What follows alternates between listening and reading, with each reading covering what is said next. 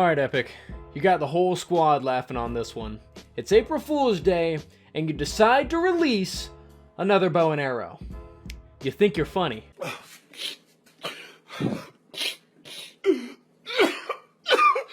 Hey guys, welcome back to the channel. Today, of course, we are doing demonjoefrance, and we're going to be doing another bow review. Yes! On the Knightfire, which is the new medieval bow.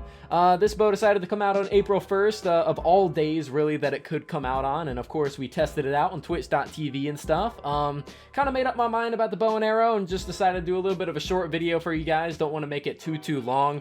Before we do jump into the actual review, just want to give a quick shout out to Raid for using my code at gfuel.com. My code should be 30% off tomorrow, so if you guys would like to use code demonjoefr, then you can. I always try to give you guys video shout outs, and 100% of the proceeds go to charity. So yeah, let's just go ahead and jump into the video. Alrighty, so now that the intro is out of the way, let's just go ahead and start talking about the Knightfire. First off, how exactly you get this weapon is, of course, by going on over to the weekly shop, not the event shop. I mean, it makes a little bit more sense here because the medieval weapons aren't in the event, but still, you only have a week to get it. 1680 gold if you do decide to go on over there and pick up the weapon. Whenever it does come to the perks on this weapon, this is what I did, and it's actually how the weapon rolls come, so you don't even need to change it. It's a double crit rating, double crit damage with an energy, and that is pretty much how I would roll every bow in the game, at least if I'm able to. With the final perk for this weapon saying, on hitting an enemy with this weapon, you'll be able to regain 5.5% of damage dealt as shields. We will be doing some testing on this later in the video. Moving on over to the stats, this of course is the stats with the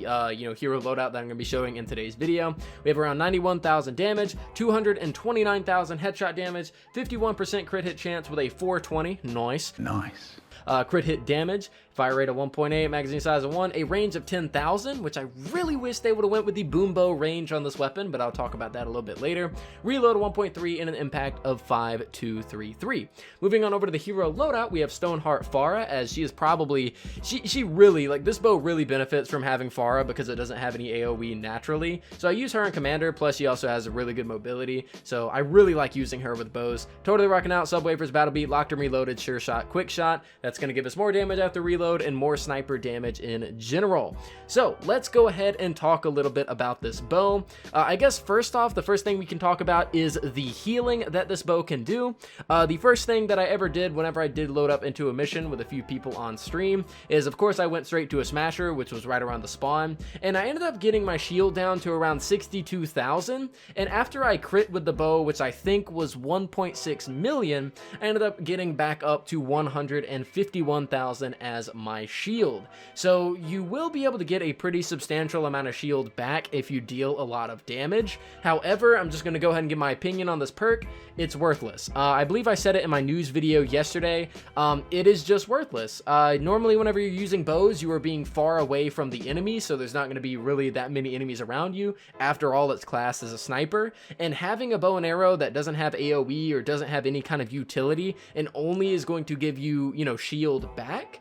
In my opinion, this 6th perk is practically just something that you can forget about instantly. You're practically not even going to notice that you have it when you're using it. I did want to showcase what it will do for you, but I just don't think that it's all that good in general. So that is the final perk whenever it comes to the damage on this weapon. And keep in mind that the damage numbers that I'm getting are with a Rabbit Raider Jonesy loadout, which will give us the most damage that we possibly can get.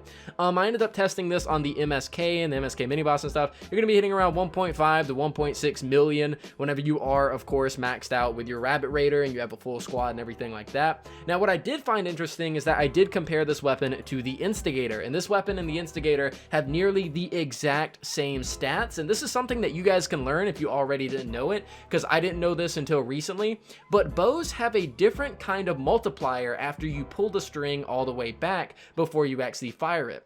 Even though the Instigator has less damage on paper, it actually does more damage in game by hitting around 1.7 to 1.8 million. It does almost it does around over 100 to 200,000 more damage than the actual Knightfire does. So if you guys didn't know that, bows do have different multipliers when you do pull them all the way back. The Instigator actually does have better damage than the Knightfire. So yeah, pretty much the Instigator and the Knightfire are basically exactly the same, except the Instigator has the utility of allowing you to deal more damage to an enemy if you pull it all the way back and, give them the debuff, while the Knightfire is a little bit more player centric and only gives you shield if you do end up hitting an enemy, and to my knowledge it doesn't really have a cooldown.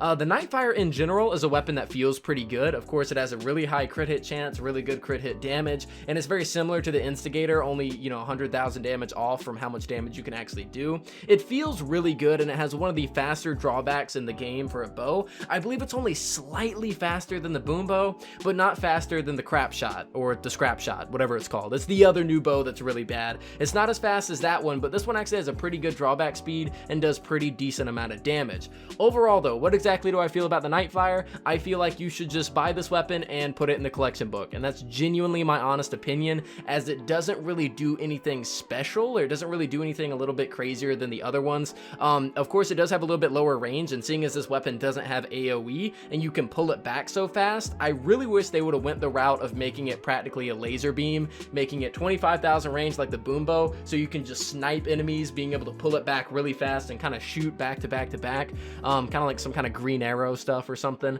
But this weapon right here really does suffer from basically other bows in the category. Standalone, right? Standalone, the Knightfire is pretty decent, but the second you start comparing it to everything else that is a bow, the Knightfire really falls short.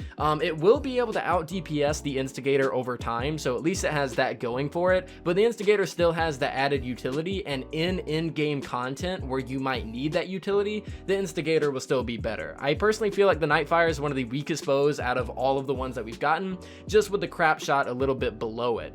But that's pretty much everything that I have to say about the Knightfire bow. I try to make this video as quick as possible and as compact as possible to get my opinions out there, get you guys the information, and basically let you guys know what I think. Let me know what you guys think down in the comments down below. I personally really dislike this bow, but if you happen to like it, please tell me why, if I'm missing something or something like that. But I tested it, with like 500 of you guys watching over on Twitch, and nobody really had a revelation as to how this bow could be useful. It just seemingly has a last perk that's pretty much useless, seeing as it is a sniper rifle, and it suffers from being very similar to the Instigator, but without the actual utility at the end. So I don't really like the Knightfire. It's just a bow that came out and it's already gone. Just throw it in the collection book, don't perk it up, just do your own thing. I wouldn't mess with this bow at all, but that's just my opinion. Let me know what you guys think down in the comments down below. That's pretty much it for me and the Knightfire bow, and yeah, thank you guys so much for watching. I'll see you all next time.